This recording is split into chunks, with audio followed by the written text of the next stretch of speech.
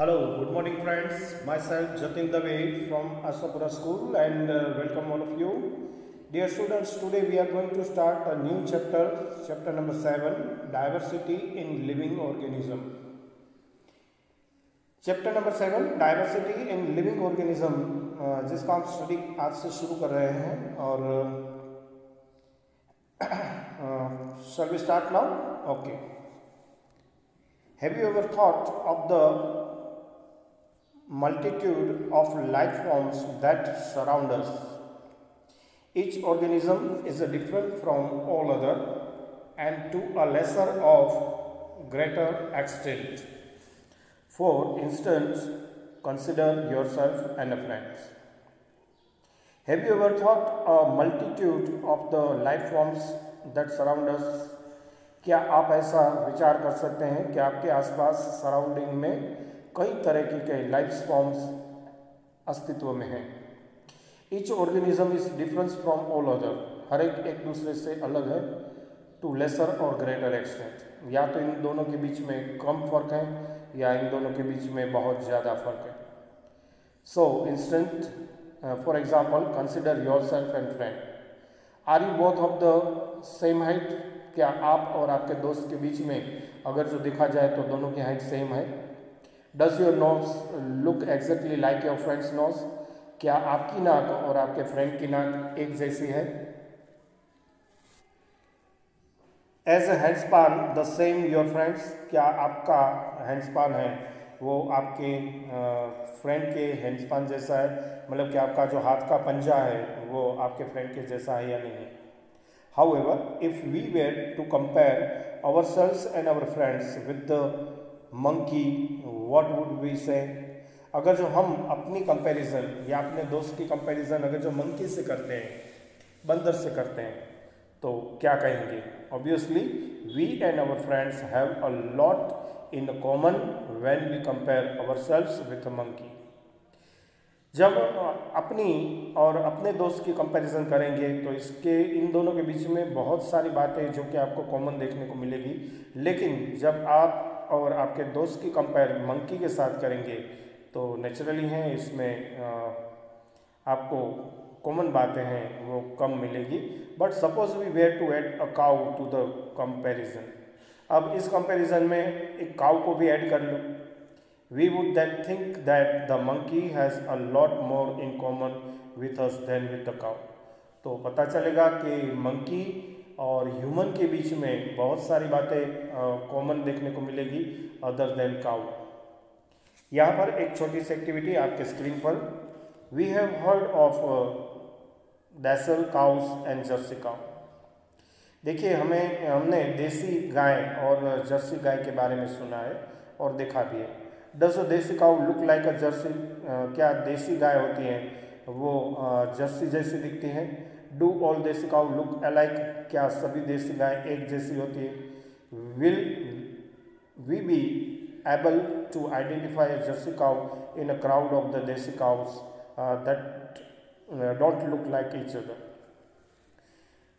देसी गायों का क्राउड होता है, इसके बीच में क्या आप जर्सी गाय को अलग से आइडेंटिफाई कर सकते हो? And what is the basis of our identification? अगर जो आप इसे आइडेंटिफाई कर रहे हो तो ये आइडेंटिफाई करते हुए आपका बेसिक क्या होगा जिसकी मदद से आप इसे पहचान दोगे, आइडेंटिफाई करोगे? In this activity, we had to decide which character were more important in forming the desired category. तो इस एक्टिविटी के आधार पर हम ये कहेंगे कि we had to decide, हमें सबसे पहले डिसाइड करना होगा characters were more important in forming the desired category. Desire category को फॉर्मिंग करने के लिए कौन सा कैरेक्टर सबसे इम्पोर्टेंट है? Hence, we were also deciding which character could be ignored. और ये भी साथ में सोचना होगा कि कौन से कैरेक्टर को हमें इग्नोर करना है. Now think of all the different forms in which life occupies on earth. अब हम बात करने जा रहे हैं different forms in which life occurs on the earth. On one hand we have microscopic bacteria of a few micrometer in size. हम बात करेंगे कुछ माइक्रोस्कोपिक बैक्टीरिया की जिसकी साइज माइक्रोमीटर में है। While on the other hand we have blue whale and redwood trees of California of approximate size of the 30 metre and 100 metre respectively. तो दूसरे सिरे पर ब्लू वेल है जिसकी साइज 30 मीटर लॉन्ग है, और कैलिफोर्निया में रेडवुड नाम का एक ट्री होता है, एक वृक्ष होता है जिसकी लंबाई 100 मीटर्स रिस्पेक्टिवली देखने को मिलती है। Some pine trees live from 1000 of year while insect mosquito die with a few days. कुछ ऐसे भी वृक्ष हैं जो हज़ारों साल तक जिंदा रहते हैं, और कुछ ऐसे इंसेक्ट्स भी हैं मॉस्किटो जैसे जो कुछ ही दिन में उसका जीवन काल समाप्त हो जाता है। Life also range from the colourless और even transparent worms to brightly colour birds and flowers. ठीक इसी तरह से वैविध्य देखने मिलता है range of the colourless and even transparent worms में। कुछ वॉर्म्स ट्रांसपेरेंट होते हैं, कुछ कलरलेस होते हैं, एंड कुछ बर्ड्स और फ्लावर्स एकदम ब्राइटली कलर के साथ देखने को मिलते हैं। This bewildering variety of the life around us has evolved on the earth over millions of years। तो हमारे आसपास इतनी सारी विविधता के साथ जो लाइफ एग्जिबिट हुई है अर्थ पर, ये हजारों वर्ष के बाद हुई है। However, we do not more than a tiny fraction of this time to try to understand all these living organisms, so we cannot look at them one by one। हमारे पास इतना समय भी नहीं है और ये उचित भी नहीं है कि हर एक लिविंग ऑर्गेनिज्म के बारे में वन बाय वन करके हम उसको देखें, पहचानें और उसके बारे में, उसके कैरेक्टर्स के बारे में जानकारी पाएँ। Instead we look for similarity among the organism. इसके बदले हम क्या करेंगे, ऑर्गेनिजम्स के बीच में जो सिमिलरिटी है उससे ध्यान में रखेंगे, which will allow us to put them into a different classes. और इसके बेस पर इसे अलग अलग डिफरेंट क्लासेस में हम डिवाइड करेंगे, and then study different classes और ग्रुप एज होल। और फिर डिफरेंट क्लासेस के द्वारा या ग्रुप के द्वारा इसे एज अ होल समझकर, सब एक साथ है ऐसा समझकर इसकी स्टडी की जाएगी, उसके कैरेक्टर के बारे में जानकारी पाई जाएगी। In order to make the relevant group to study the variety of life forms, we need to decide which character decided more fundamental differences among the organism, and this would create the main broad group of the organism. With this group, smaller subgroups will be decided by less important characteristics।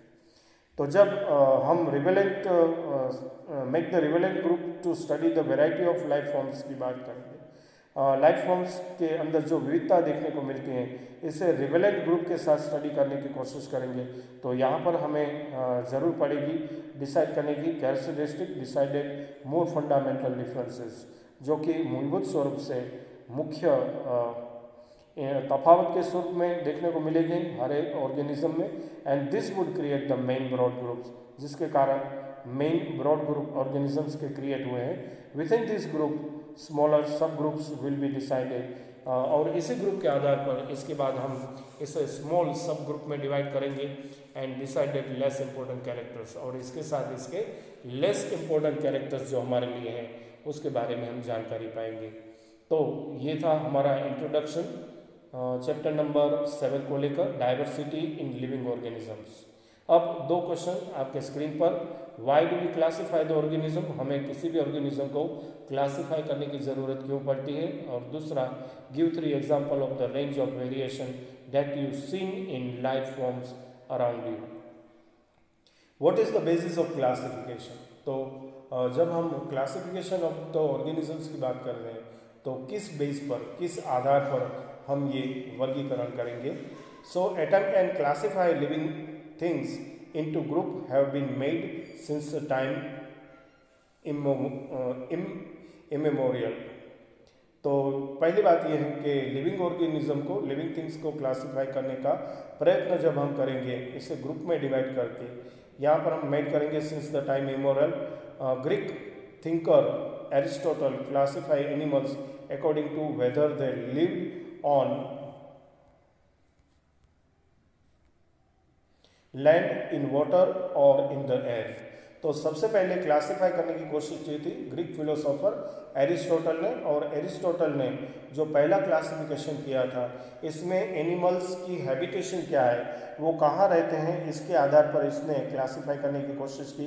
कुछ animals जो कि land, कुछ पानी में और कुछ हवा में रहते हैं। This is a very simple way to looking at life, और ये सबसे आसान जीवन को देखने का नज़रिया था, बट मिसलीडिंग टू, लेकिन ये गलत रास्ते पर सोच को ले जाने वाला भी था। For example, animals that live in the sea include corals, whales, octopus, starfish and shark. अगर जो देखा जाए तो पानी में तो हर तरह के एनिमल्स रहते हैं। इसके अंदर कोरल्स भी देखने को मिलते हैं, वेल्स भी होती है, ऑक्टोपस भी होते हैं, स्टारफिश और शार्क जैसी मछलियाँ भी होती हैं। We can immediately see that these are very different from each other in a numerous ways। अगर जो इन सारे प्राणियों को हम एक ही जुट में रखते हैं, लिव इन अ वाटर, तो इनके बीच में तो बहुत सारी डिफरेंसेस देखने को मिलती हैं अलग अलग रास्ते से। In fact their habitat is the only point they share in a common. इनके बीच में सिर्फ एक ही बात कॉमन है और वो है हैबिटेट, मतलब कि रहने का ठिकाना। This is not an appropriate way of making group of organism to study and think about। कहने का मतलब ये है कि एरिस्टोटल ने जो कोशिश की थी, ये नज़रिया या फिर ये पॉइंट ऑफ व्यू काफ़ी नहीं है जब हम क्लासिफिकेशन ऑफ द ऑर्गेनिजम्स की बात करें, इसकी स्टडी करना चाहते हो या फिर इसके बारे में सोचना चाहते हो। We therefore need to decide which characteristic to be used as the basis of making the broadest division. तो हमें कुछ ऐसे कैरेक्टरिस्टिक को डिसाइड करनी होगी जिसका यूज़ करते हुए basis for the making broadest division हम ला सकें। Then we will have to pick the next set of the characteristic for making the sub group within this division. And this process of classification within each group can then continue using new characteristic each time. Before we go on, we need to think about What is meant by characteristic। तो इस बात को लेकर हम classify करने के लिए आगे बढ़े, इससे पहले हमारे लिए एक बात को जान लेना जरूरी है, और ये बात है what is meant by characteristic। When we are trying to classify a diverse group of the organism, जब हम एक दूसरे से विरुद्ध प्रकार के, एक दूसरे से भिन्न प्रकार के ग्रुप को डाइवर्स ग्रुप को क्लासिफाई करने की कोशिश करते हैं, we need to find a way in which some of them are similar enough to be thought of together. तो हम क्या करेंगे, we need to find way, हमें ऐसा रास्ता ढूंढना होगा जिस रास्ते से some of them are similar, जिसके आधार पर इनमें कुछ सिमिलैरिटीज नजर आए या इसमें से कोई सिमिलर नजर आए, enough to be thought of together. These ways in fact are deals of the appearance or behavior, और इसके लिए हमें डील करनी होगी उसके दिखाव या उसकी बिहेविंग, मतलब के वर्तन के साथ। In other word forms and function. तो कहने का मतलब यह है कि हमें यहाँ पर फॉर्म एंड फंक्शन को ध्यान में रखना होगा। What we mean by the characteristic is the particular form और अ पर्टिकुलर फंक्शन। तो यहाँ पर हम जो वर्ड बार बार यूज कर रहे हैं कैरेक्टरिस्टिक, इसका मतलब है पर्टिकुलर फॉर्म और particular function. That most us have 5 fingers on each hand is दस अ कैरेक्टरिस्टिक। इसका मतलब यह हुआ कि हमारे ह्यूमन पैंस के साथ 5 फिंगर जुड़े हुए हैं, ये हमारे लिए एक कैरेक्टर है। That we can run but the banyan tree can not. हम दौड़ सकते हैं, बनियन ट्री नहीं दौड़ सकते, is also characteristic.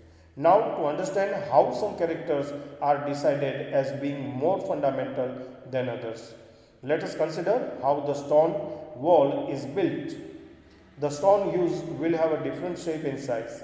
The stone at the top of the wall would not influence the choice of the stone that come below them. On the other hand, the shape and size of stone in the lowermost layer will decide the shape and size of the next layer of the soil।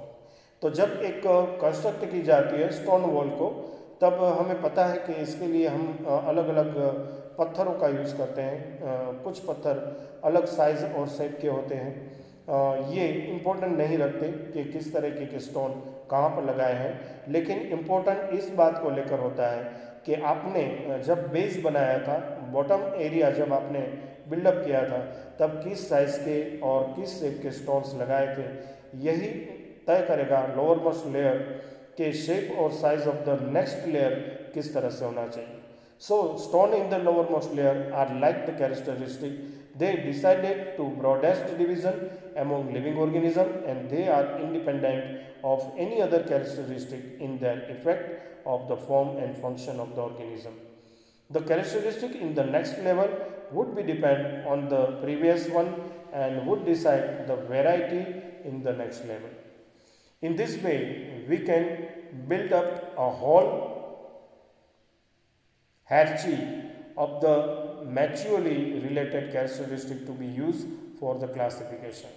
Nowadays, we look at many interrelated characteristics starting from the nature of the cell in order to classify all living organisms, and what are some concrete examples of such a characteristic used for the hierarchical classification. तो इस video में हम यहीं पर रुकेंगे. आपसे आगे characteristic use for the hierarchical classification की स्टडी करेंगे कुछ ज़रूरी पॉइंट के साथ. लेकिन तब तक के लिए आज्ञा दीजिए. धन्यवाद. Thank you very much.